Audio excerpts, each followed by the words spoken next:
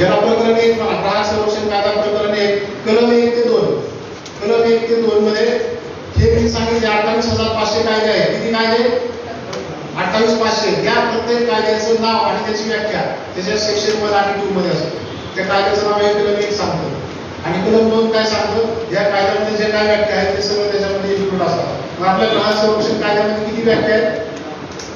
व्याख्या म्हणजे काय असतं? ग्राहक कुणाला म्हणायचं, वस्तू कशाला म्हणायचं, अनुचित व्यापार व्यवहार कशाला म्हणायचं, अनफेअर ट्रेड प्रॅक्टिस कशाला म्हणायचं, फसवणूक कशाला समजायचं, योग्य विरुद्ध कशाला समजायचं, मीडिएशन कशाला म्हणायचं, असे जे शब्द आहेत त्याचा अर्थाची कोड केलेली असते, त्याला व्याख्या म्हणतो आपण, डेफिनिशन म्हणतो. अशा याच्यामध्ये टोटल सेक्शन मध्ये 47 व्याख्या आहेत. मग ते कशाला? सेक्शन 2 मध्ये सबसेक्शन 47 होणार, त्याच्यावर पुढे एबीसीडी लागणार. असा हा चॅप्टर आहे. हा कायद्याचा भाग 1 प्रकरण पहिलं संपलं. पहिलं प्रकरण संपलं, आपला पहिला धडा संपला कायद्याचा.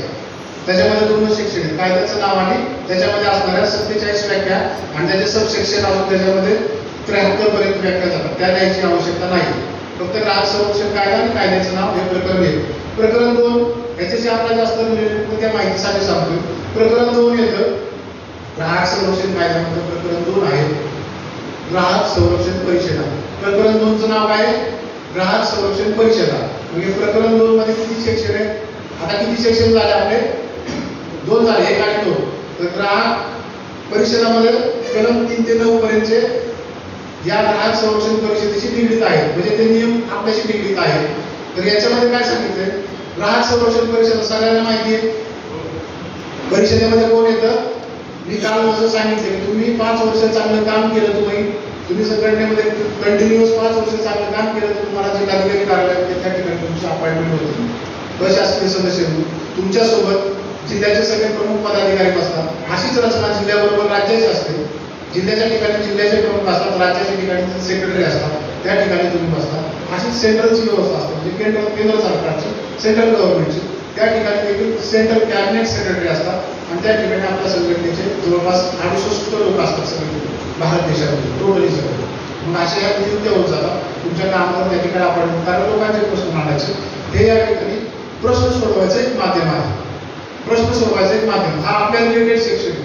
आपले बरेच जण मराठी व्यासपीठावर इथं 2 जण आहेत परिषदेचे सदस्य, 3 जण आहेत परिषदेचे सदस्य, हे कंझ्युमर कोर्टचे मीडिएटर आहेत. मग हा तुम्हाला याच्यामधला भाग सांगतो आपल्याशी रिलेटेड काय. तर परिषदेचं काय कामकाज करायचं? परिषदेमध्ये कुठला विषय येतो?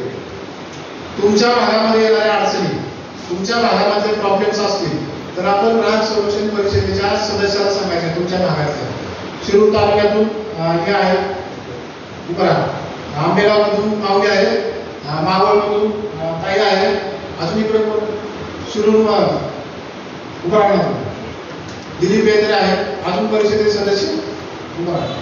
इकडे इंदापूरमधून आहे, अजून परिषदेचे सदस्य एवढेच आहे आणि मी एक आहे. त्याच्यावर काम काय? विषय कुठला? काही विषय चालत नाही तिथं. आता समजा सांगतो तुम्हाला, हा विषय सांगतो, तिथल्या पण जिल्हाधिकाऱ्यांना पण माहिती नाही काय कुठले प्रश्न घ्यावे.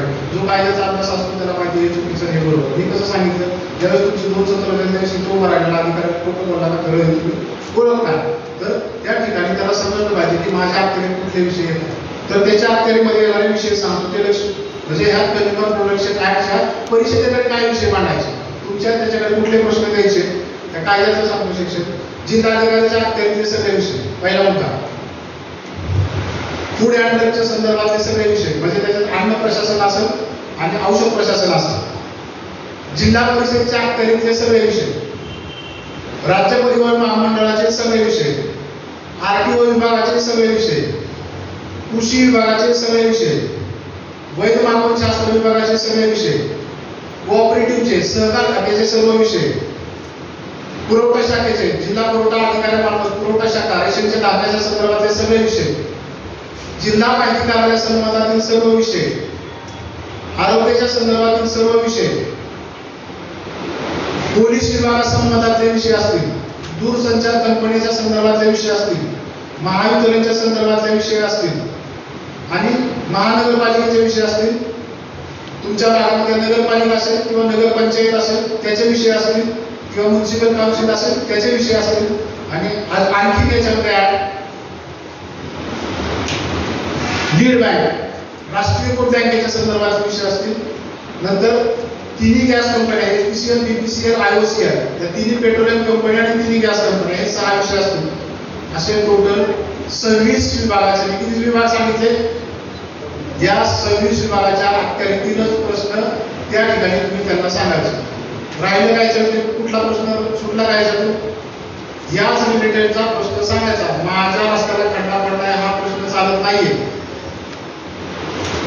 आता जिल्हाधिकारी चालवतात त्यांनी पण कायद्याचं पुस्तक वाचलं नाही त्यामुळे ती त्यांना नोटीस करतात, पत्र देतात. आपल्याला मतलब काय काम होण्याची मतलब.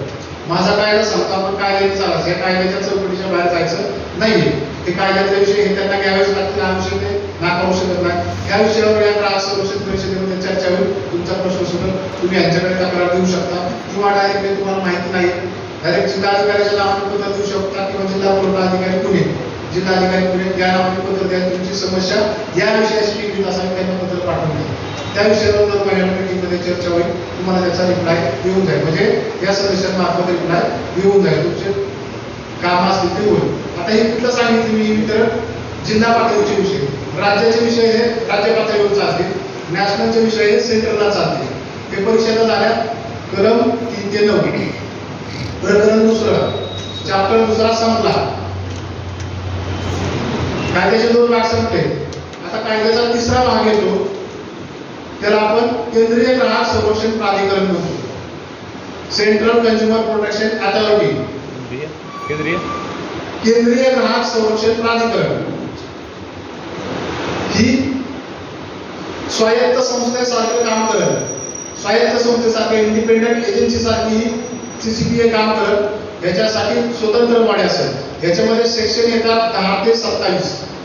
कलम 10 ते 27 याच्यामध्ये अंतर्भाव होतो. याच्यामध्ये सगळ्यांचा कलम 10 ते 27 मध्ये काय म्हटलंय, CCPA कोणाला म्हणायचं, त्याचा चीफ कमिशनर कोण असेल, त्याची डायरेक्टर बॉडी किती लोकांची असेल, त्यांचा कालावधी किती दिवसांचा असेल, त्याची अपॉइंटमेंट नियुक्ती कशा पद्धतीने होईल, त्यानंतर ह्यांनी काय कारवाई करायची, कुठल्या स्वरूपाची कारवाई करायची, आणि यांनी कारवाई केली त्याचं पालन नाही झालं तर पनिशमेंट काय द्यायची, शिक्षा काय द्यायची, ही याच्यामध्ये तरतूद आहे. हा डायरेक्ट आपल्याशी रिॲक्ट होतो का, तर होतो. आपण डायरेक्ट हात पण लावला डायरेक्ट आपल्यावर इम्पॅक्ट होतोय. असं याच्यामध्ये काय होतं, CCPA central consumer protection authority त्याचे chief commissioner Nidhi Khare madam आहेत. ते आपल्या मिनिस्ट्री ऑफ कन्झ्युमर अफेअर्सचे मेन सेक्रेटरी आहेत. म्हणजे मिनिस्टर नंतरचा ज्यांच्याकडे चार्ज आहे आपल्या खात्याचा सेक्रेटरी निधी खरे मॅडम, त्यांच्याकडे हा चार्ज आहे. तर या CCPA कडे तुम्ही काय करू शकता, ॲज अ ग्राहक म्हणून तुम्हाला जे काही मिसलिडिंग वाटेल काहीही तक्रार तुम्ही पाठवू शकता ग्राहक म्हणून. याच्यामध्ये फक्त सुविधा आहे की याच्यामध्ये आपण फक्त आता याचं ऍप सुरू झालं नाही अजून. याच्यामध्ये फक्त सध्या आपण मेलवरती तक्रार घेतो. CCPAचा ईमेल आहे, तो ईमेल नंतर सांगतो किंवा तुम्हाला डिस्प्ले तुम्हाला ईमेल सांगतो, तुम्ही लिहून घ्या, नंतर लिहून घ्या.